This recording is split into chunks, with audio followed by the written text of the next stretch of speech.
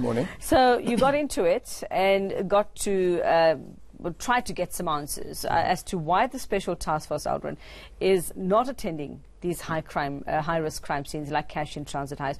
Who did you speak to, and what were the questions you were asking around this? Well, we tried to get information relating to a decision that was taken apparently last year by the unit head who deals with the Special Task Force. And as you've mentioned, the Special Task Force would normally go to these cash in transit heists to try and foil these situations. But a decision wasn't taken allegedly last year by Brigadier Khumalo, which shut down the Special Task Force, saying that they won't be deployed to any high-risk crimes, which includes the cash in transit heist.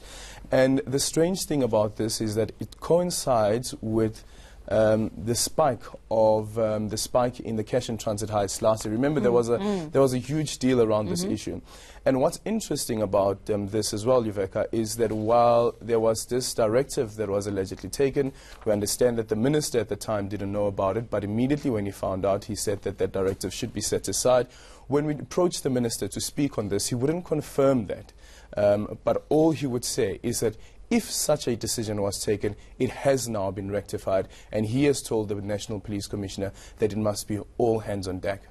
So what are we thinking? Let's just, cut through all of it. So what are we thinking? This was a deliberate move? Who are we looking at? It's really unclear. And the other thing about it is that even when you speak to these members of the Special Task Force about why there would be this coincidence, no one is really coming forward to say that it could be that there are members within SAPS who would have known about this and then may have informed these criminals, or whether Brigadier Khumalo himself may be behind this. No one's making that allegation. What reasons were they given for being grounded, for being told you will not go to such scenes? We don't have any reasons as yet. They were not given any reasons? They were not given any reasons. They were not given any reasons why the Special Task Force was being shut down at the time.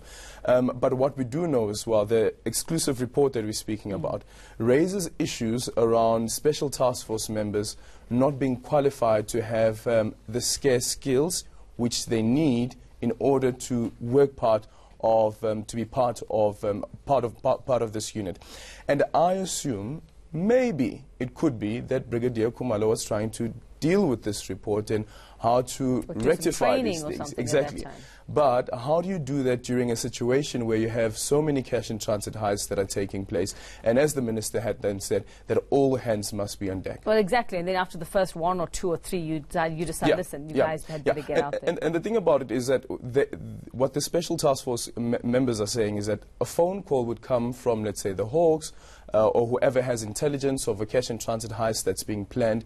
And once that call is being put through, they're being told that no Special Task Force members are available to assist, which means that a crime then could be committed.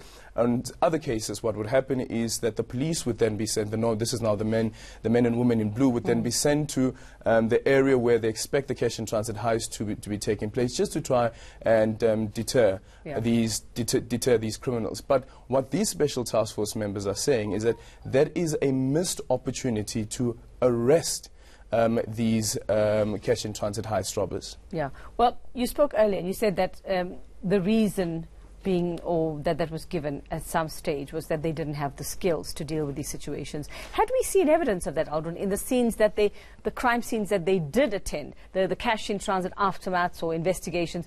Did we see that they didn't know how to do their job? Had they been arrested? It's a bit difficult for us as laymen to make such an assessment, and I guess we'll need to speak to from the people you spoke to. Did they say we didn't have the skills? Institute of Security Studies. We're actually planning to speak to them about this issue.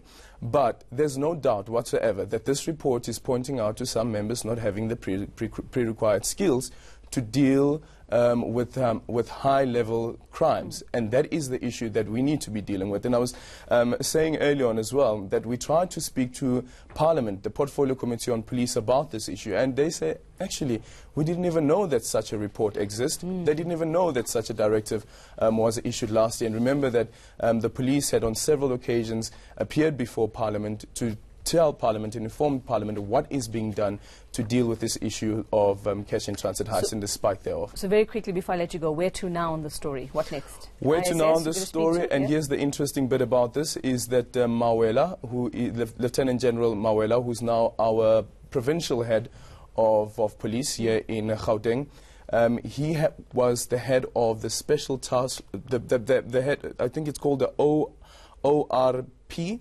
He was the head of the ORP, which includes all the special units, which includes the TRT, Special Task Force, and so forth. He has been removed. We understand, at least from General Begitele, that Mkwanazi, who used to head that department, could be making a comeback. And some of these special task force members are saying that some of these issues that the department are facing now actually started while Mkwanazi was head of the department. That's why they believe that even Brigadier Kumalo inherited some of these issues, because he only started in 2017. The report was done in 2016. So he inherited some of the shortcomings that the special task force unit has been facing. Another one of going back to see who's responsible. Okay, well, good luck with that. I'm sure you are definitely going to keep us updated. Aldrin Sampear asking the difficult questions, and let's see what answers he gets.